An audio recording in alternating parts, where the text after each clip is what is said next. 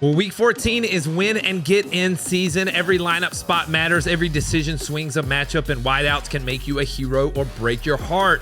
So let's get you locked in. Here's your top 36 wide receiver rankings for the playoff push. What's up, Headliner Nation? My name is Brad, the Rankings King, and before we dive into this week's rankings, just a reminder that these are the consensus rankings from the Headliners team. For more detailed analysis, check out the start-sit videos from Kyle already posted this week.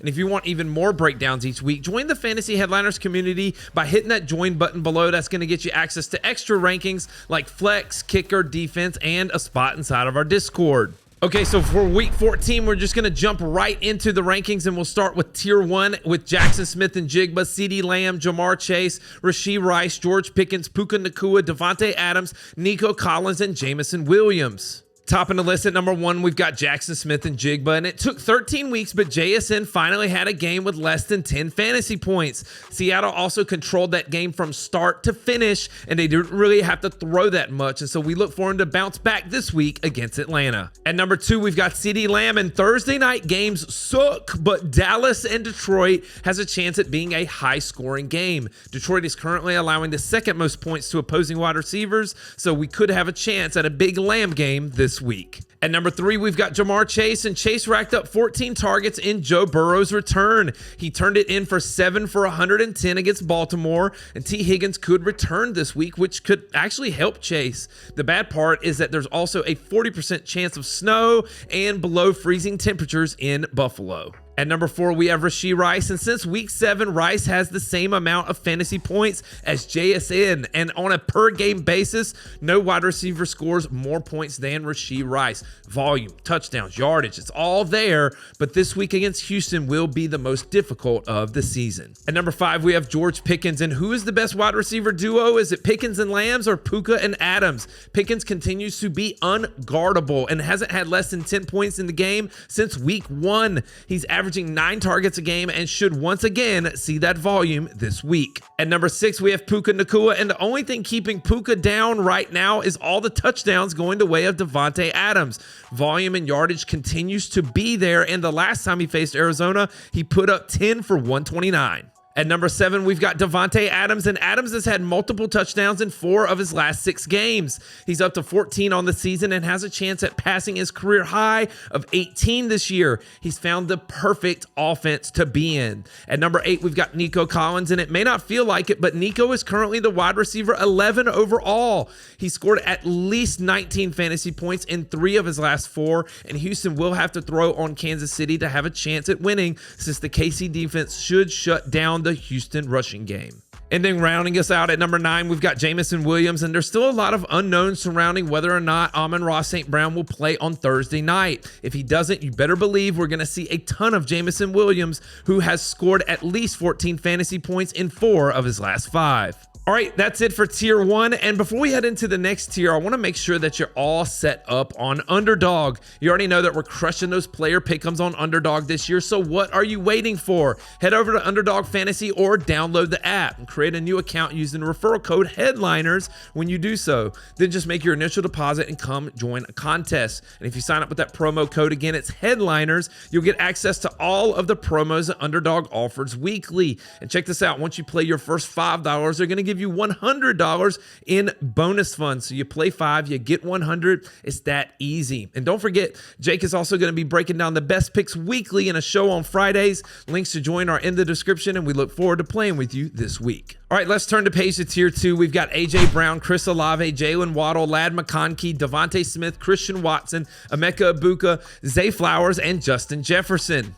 At number 10, we have AJ Brown, and well, AJ Brown has reached his 4 big games a year quota. It's time for him to take the rest of the year off. He's benefited from a couple of good matchups here the last couple weeks, but now he faces the Chargers, who allow the fewest fantasy points per game to wide receivers. At number 11, we have Chris Olave, and the Saints offense is hard to watch, but Olave has scored 10 plus fantasy points in 6 of his last 7 games. You know they'll be losing and throwing weekly, and Tampa allows over 27 points a game to wide receivers. At number 12, we have Jalen Waddle, and Waddle has now struggled in his last 2 games. On paper, the Jets defense looks solid against the pass, but they've faced some inept pass offenses over the last month with the likes of Atlanta, Baltimore, and Cleveland. There is a chance for a bounce back week here. At number 13, we have Ladd McConkey, and the pass game in LA has struggled due to the injuries on the offensive line. Herbert doesn't have time in the pocket to let routes develop down the field. That does make Ladd the safest option in the offense, but it also makes him pretty touchdown dependent. At number 14, we have Devontae Smith, and it's like the Philadelphia offense doesn't know how to incorporate everyone at the same time. With A.J. Brown popping off the last 2 weeks, it hasn't done Smith any favors, and now he faces the Chargers, who allow the fewest fantasy points per game to wide receivers. At number 15, we have Christian Watson, and it's actually a shock that he's remained healthy for 6 straight weeks. He honestly looks really good, and his targets have increased in 4 straight games. He's got a great matchup against Chicago, but temps could be in the teens for this game. At number 16, we have Emeka Egbuka, and we could be nearing a return of Mike Evans, and that would be a blessing to Egbuka. He struggled against this Saints team a few weeks back, bringing in only 3 for 35, so it's really hard to rank him higher and expect more until Evans returns. At number 17, we have Zay Flowers, and Flowers has been a low-end wide receiver 2 for most of the year. Then last week against Cincy, he had 2 catches for 6 yards, and we saw Lamar look to Isaiah Likely down the field more. Maybe it's a fluke, but Flowers hasn't shown much of a ceiling since week 1. And then coming in at number 18, we have Justin Jefferson, and how crazy is it that Jefferson hasn't had more than 75 yards in the game since the beginning of October? Matchups and volume, that's not the issue. It's the quarterback play. And whether it's McCarthy or Brosmer, it's hard to trust either. All right, so that's it for tier 2. Now let's turn the page to tier 3. We've got Jakobi Meyers, Terry McLaurin, Michael Wilson, Michael Pittman Jr., Deebo Samuel, Cortland Sutton, Alec Pierce, and Khalil Shakir. At number 19, we have Jakobi Meyers, and with the injury to Parker Washington and BTJ continuing to be non-existent, Meyers becomes the de facto wide receiver 1 in Jacksonville. He's had touchdowns in back-to-back games, and now he gets an Indy secondary who conveniently won't have Sauce Gardner. Bringing in at number 20, we have Terry McLaurin, and Terry has only played in 2 games since week 3, but in both of those games, he's had a touchdown, and we saw him get a ridiculous 14 targets last week. This week's matchup will be tough against Minnesota, though, since they allow the second fewest fantasy points per game to wide receivers. At number 21, we have Michael Wilson, and Wilson goes from 25 for 303 in weeks 11 through 12 to just 3 for 36 in week 13. It's like if Harrison is active, the Arizona offense just forgets about Wilson. Well, Harrison is questionable to play again, and if he sits, we could see a lot of Wilson against the Rams. At number 22, we've got Michael Pittman Jr., and the Indy passing game isn't what it was to start the year. It's obvious that Daniel Jones isn't healthy, and Pittman has had 3 straight games with less than 30 yards receiving. The touchdown upside may be there, but with the recent struggles, it's hard to rank him higher. At number 23, we have Deebo Samuel, and Deebo has been more safe than ceiling recently, and if Mariota continues to force the ball to Ertz like he did last week, Deebo could struggle in a tough matchup like this against Minnesota. At number 24, we have Cortland Sutton, and Sutton has full touchdown dependency. He's averaging 6 targets a game over the last 5 weeks and hasn't had more than 75 yards in a game since before Halloween. The matchup against Vegas is great, but with all the targets going to Franklin and Bryant, it's not so great.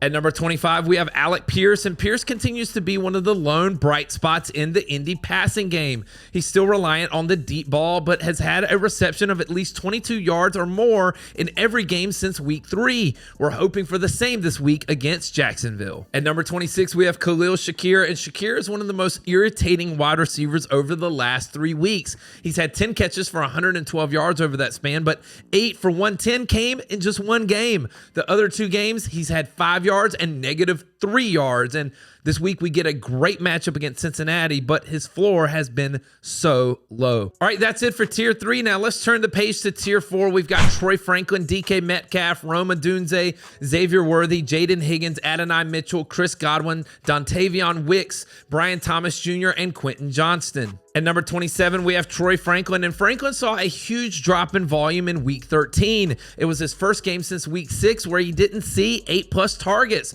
The concerning part, though, is that we're seeing more Pat Bryant each week. If he continues to lose targets, he's going to continue to fall here. At number 28, we've got DK Metcalf, and the fact that DK Metcalf has less than 50 yards receiving in 5 straight games while being an absolute beast of a human just shows you how bad the overall offense is in Pittsburgh. The matchups are not the problem here. At number 29, we have Rome Odunze. And I have a question. I mean, how does a receiver like Odunze catch 2 balls for just 8 yards? He figured out how in week 13.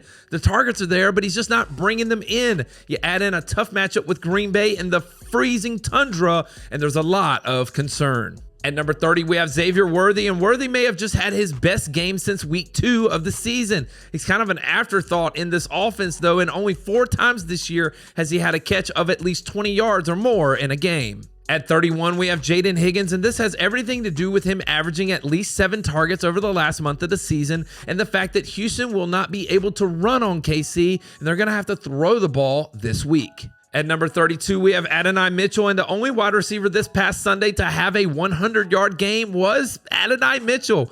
He's now seen 7+ targets in back-to-back games and is the number 1 option for Tyrod Taylor. It won't be easy against Miami, but the targets should remain. At number 33, we have Chris Godwin, and last week it seemed like they allowed Godwin to go deeper down the field for the first time this season. That part is great, but only getting 4 to 5 targets a game is not going to cut it, even in a solid matchup like this one against the Saints. At number 34, we have Dontavian Wicks, and Wicks has seen his target share increase for 3 straight games. He's more of a big play receiver like Watson, so at this point of the rankings, we're just trying to find those guys that can give us a solid fantasy day on one big catch. At number 35, we have Brian Thomas Jr., and who would have thought that we would be hoping for more targets for BTJ due to a Parker Washington injury? Obviously, BTJ hasn't done anything for the majority of the season, but a matchup against the Colts with no Sauce gives him a chance. And then rounding out tier 4 at number 36, we have Quentin Johnson, and doesn't the first month of the season where Johnson was a must-start feel like forever ago? Now we've reached the part of the season where he truly needs a touchdown or he doesn't even give you 5 points. He's boom or bust regardless of the matchup. All right, so there's your top 36 in tiers 1, 2, 3, and 4. And there's a couple guys on the outside looking in and some injuries that we are monitoring. That's Marvin Harrison, Drake London, Amon-Ra St. Brown, Jordan Addison, Darnell Mooney, and DJ Moore. And come on, that's your week 14 wide receivers. Clutch plays only from here on out. Make sure to drop your start sit questions in the comments. Smash that like button, subscribe, and let's go finish this playoff run strong. Analytics off the chain, all the channels not the same. Jake and Kyle, you know the name. Headliner Nation, we running the game.